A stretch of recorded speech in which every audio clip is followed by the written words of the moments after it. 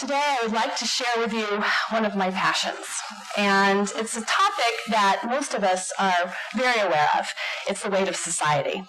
And what I mean by the weight of society is it's more than what it appears here as an actual physical weight, but that's important too.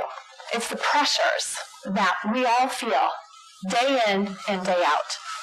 The pressures of our current economic situation.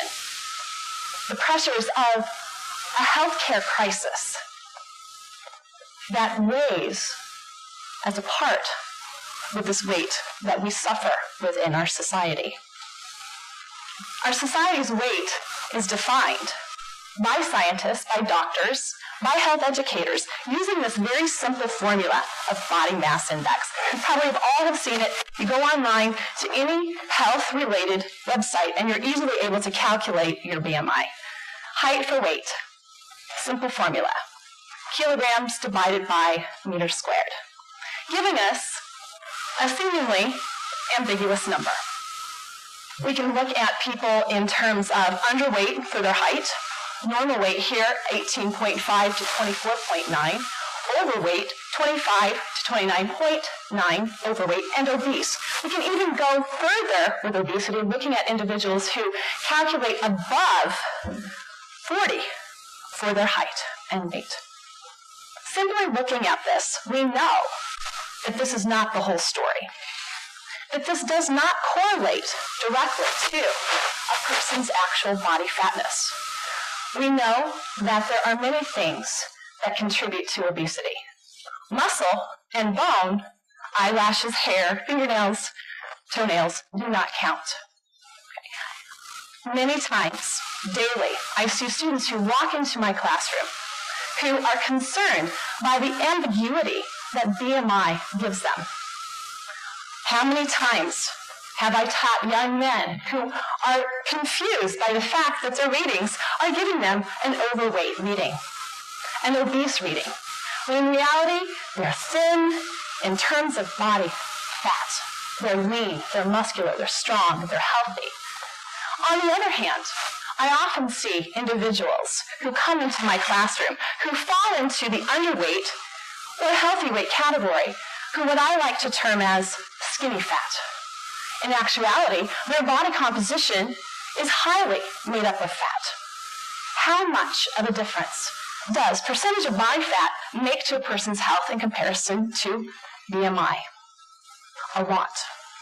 But that being said, we are not evaluating a person's health based on percentage of body fat. We have the technology, we have the tools, but it's not that simple. We have a huge database that researchers and doctors and health educators have started to establish and use with BMI. The likelihood of them converting to a method using bioelectrical impedance analysis, which measures the actual composition of body weight in terms of water, in terms of fat, in terms of muscle, is highly unlikely. However, we know that it is an important thing to consider.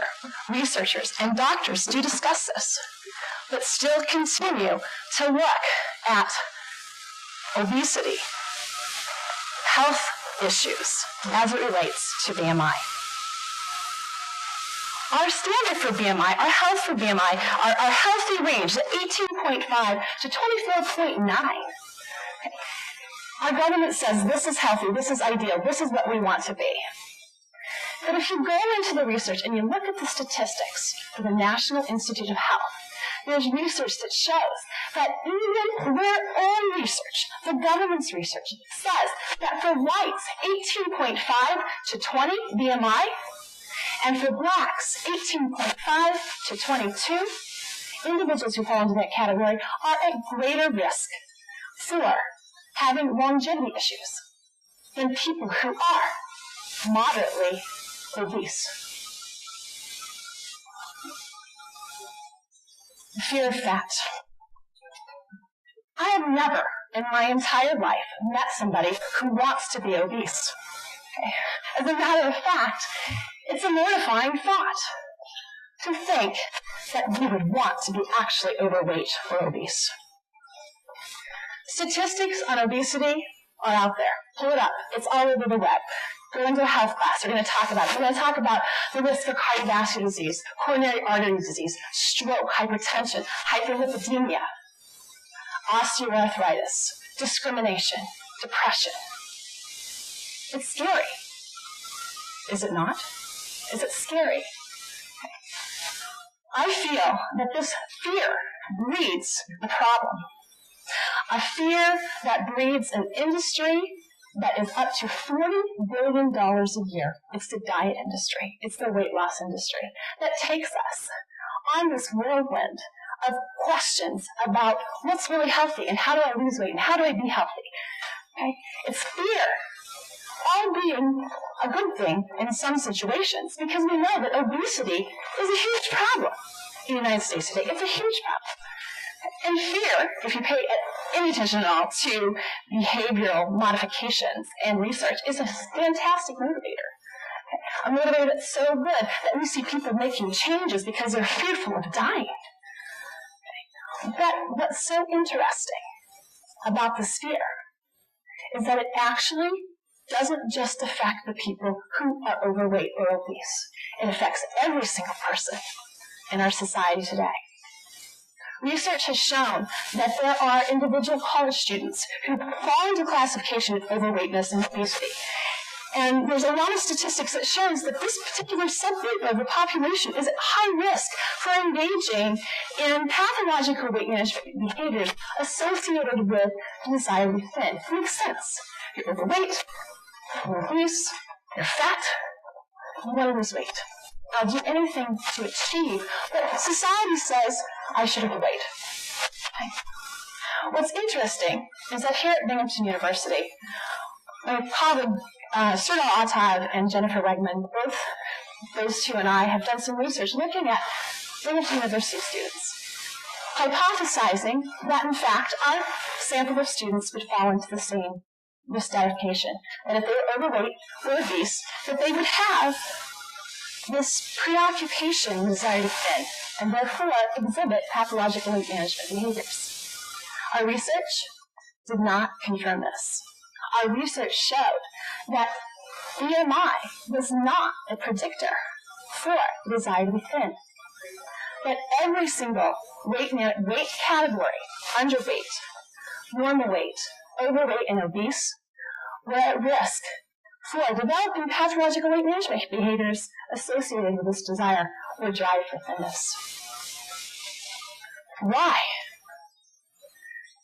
One possible explanation is that our society's view of health, of beauty, is so narrow that people who fall into these underweight and normal weight categories feel the pressure, the fear, to avoid gaining weight, to be healthy. As an outcome in our society, dieting as a method for controlling weight, restricting, regulating our food intake, has become normalized. It's actually got a moral value placed upon it in our society today. You often hear people say, "Oh, she's so good. Look at her. She's on a diet. Oh, he's so good. He doesn't eat fast food. He exercises." Or you hear people say, "I'm going to that, and I'm going to have a cookie today. Or I'm going to have 3 or 4. Hey, food has no moral value. Okay? When we ingest it, it doesn't become our morality. Okay? It is completely separate from that. Okay? True. It's very true. But the interesting thing about the dieting industry is that we believe wholeheartedly that if we diet to lose weight and we are successful, we will be happy. We will be healthy. We will be beautiful. We will be successful. And we will be able to live our life fully. Okay? True. We think that. We believe that. We put our lives on hold until we're good enough to be able to experience what life has to hold for us. Okay? But what happens when you stop dieting, because the next thing you know, you're over-consuming food, and, you kind of feel bad about it, and now I've gained the weight back, and I've gained back more weight. Okay, and now I'm a part of the statistic. I'm a part of the population whose body fat has reached levels that are on par with obesity numbers. Dieting, a contributing factor to the problem that our society is so afraid of. So what happens when we diet in our body? We know that there are metabolic changes. We know that our metabolism slows down, and there's not, once again, another person that I've ever met who wants to slow metabolism. Okay, so why would you diet to lower the metabolism? Okay, we want to build it. We want to bring it up. Eating, exercising, and being active brings up your metabolism. There's a disconnect in our society because there's a $40 billion industry telling you this is the way. I'm one small voice, my colleagues and I, in a society that drives us away from the truth, drives us away from the facts and the science, that when we diet, our body begins to store fat. Evolutionary science. A method for survival. It doesn't work. You've heard it. We know diets don't work. Look at the statistics. 95% of all diets fail. And why do we keep banging our head against the wrong wall? It's not going to move. The other one's not either. The one that causes us to over-exercise. Okay? It's interesting because we know that diet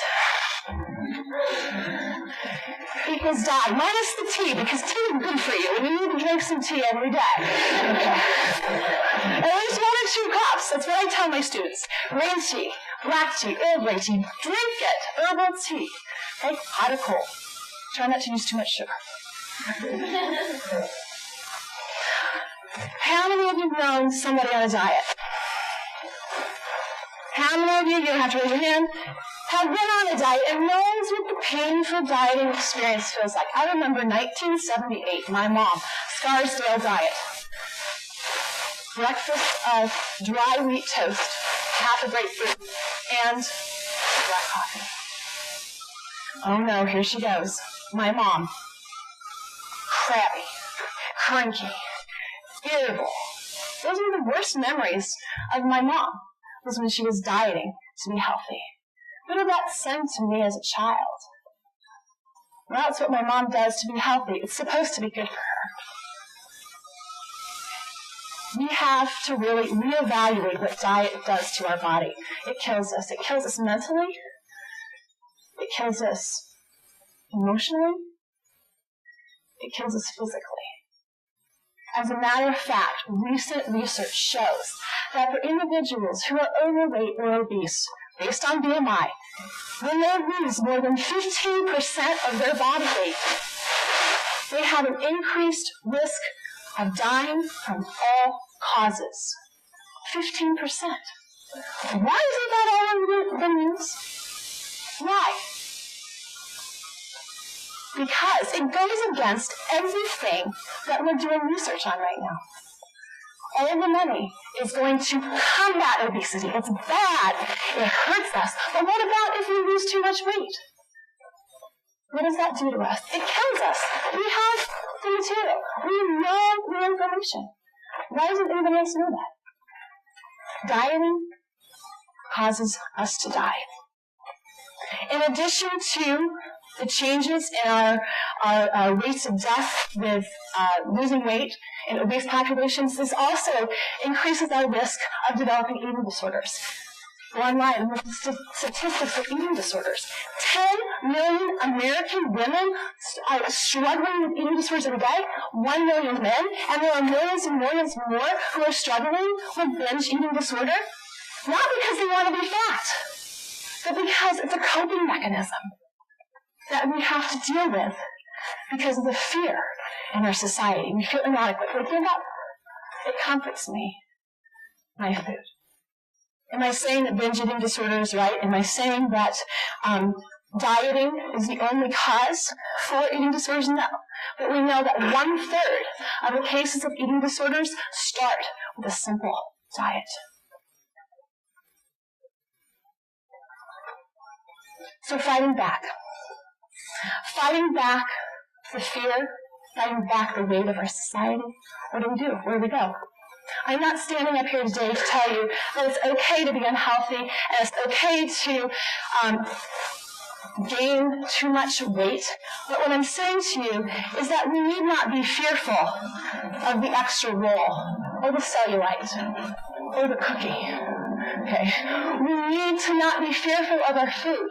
We need not to be merely judging ourselves based on what we think is good or bad about our diet or about our exercise.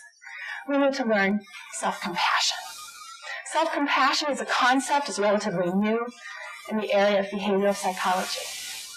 Self-compassion and learning to feel your body for greatness. Self-compassion to know that when you exercise, it feels good, does it not?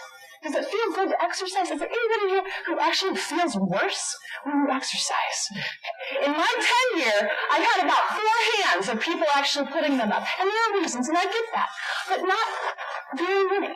We feel good. We feel inspired. We feel motivated. We feel healthy. It feels good. Now, the one exception is when we aren't self-compassionate and we push ourselves beyond the point where we can be healthy in exercise.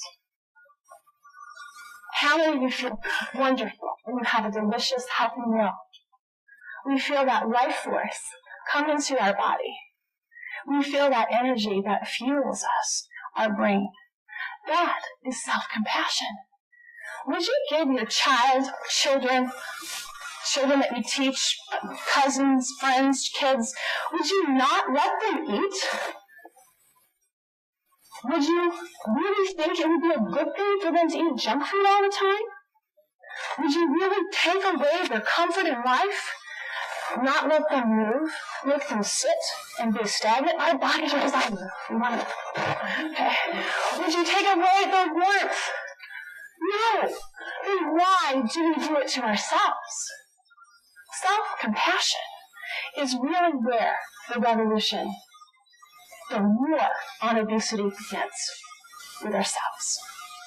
When my mom decided to stop dieting and decided to say, these rolls are rolls that are left over from the time I carried you in my womb. I am not embarrassed by my body. I am strong and I am beautiful. So I leave you with this. An image forwarded to me by one of my former students. After a semester with him, he got it. And he's spreading the news. He's spreading the news that self-compassion works and that we don't need to diet to be beautiful. Thank you very much.